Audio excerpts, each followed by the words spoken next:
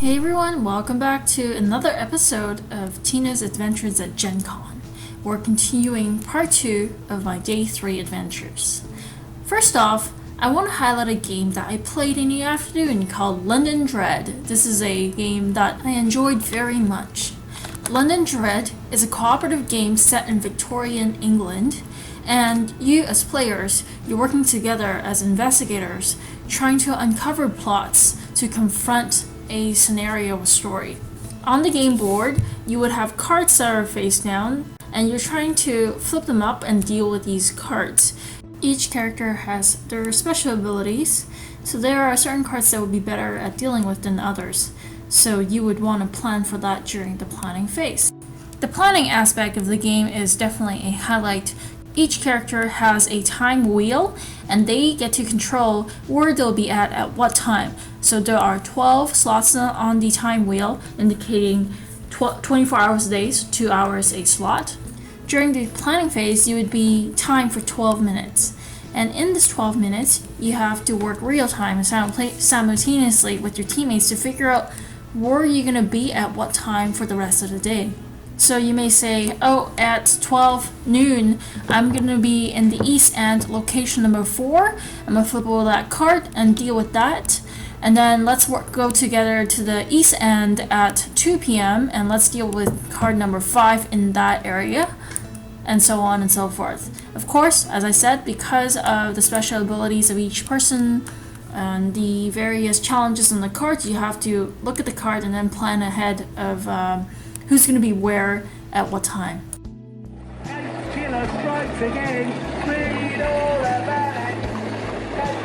This morning, an anonymous letter was delivered to your doorstep. It comprises only a short message.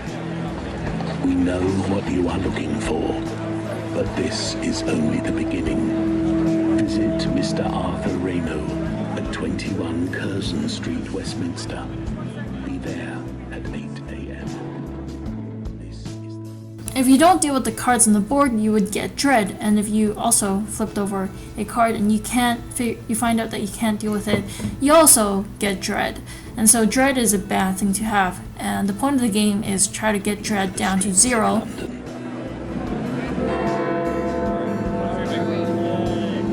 we go west. I'm going to put everything in and then rearrange it. There's 2. Oh. There are 2, I'm sorry. Yes, first one has to be west. Next 2. And then after that, I'll try to hunt some around up here. So we should go somewhere afterwards then? Yeah. You Do you guys want to are go going Alright, so I'll start flipping cards for us now. this way, or do you want to go? Okay, that's... You're heading south. Let's head north. So we halfway. You want to go one of these? Yeah, go Okay. ahead. Oh, great. So that's kind of... You want to look at another card? Yeah, That was a little red. London Dread is a very thematic game, and I love that aspect of it. You get the audio files which totally immerse you into the atmosphere of the game. The time segment comes with the audio file that plays, and you would get warnings through the music to let you know how much time is left. There's also music that tells you the story. So all around, it is a very well produced game. There's a lot of thought that went behind it. This game is coming out later this year, so definitely keep an eye out for it. After London Dread, I took a break, and then I came across this game. This is Cool Meanie or Not's upcoming game. It is called Besiege. This is a castle defense game on steroids. Like the other Cool Meanie or Not games, miniatures are top notch. If Castle Panic were an iPhone, this felt like an iPhone 6. If you're into castle defense games, definitely check this out. It's coming out in December/January.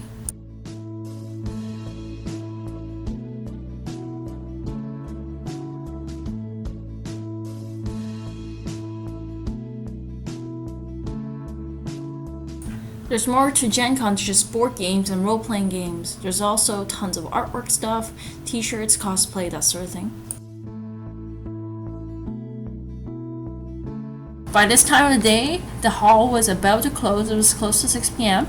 So I spent the rest of my time wandering around, just taking random shots of stuff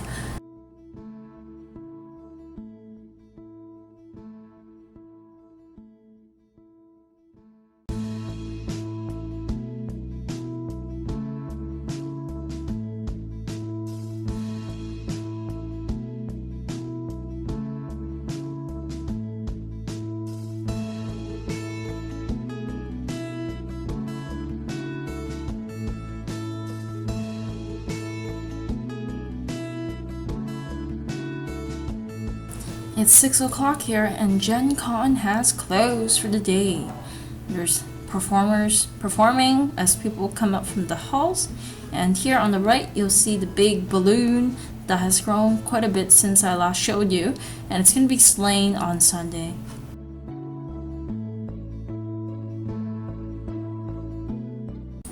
I walked around looking for games to play, and I ended up going to Rio Grande's room on the second floor. They have graciously offered tables for people to play games for free with their own games.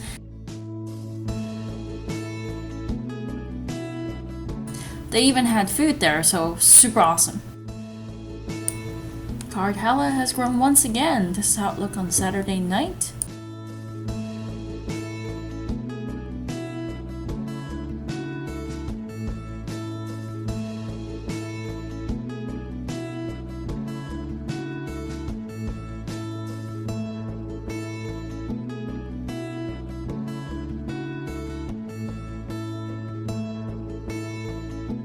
This is Gen Con's game library.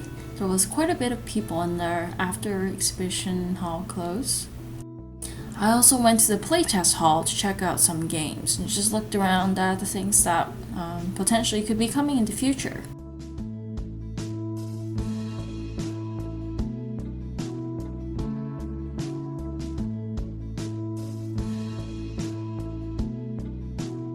Here I also ran to Tiffany and Steve from the One Tar. After wandering a bit around some more, I decided to finally head back to the hotel.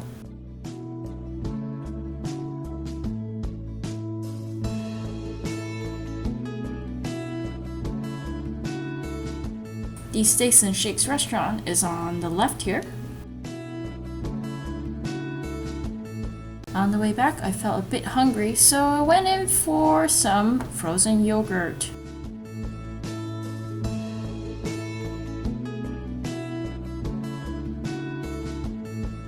And that concludes my day 3 at Gen Con. Hope you guys enjoyed the recap, and stay tuned for day 4, the last day of Gen Con.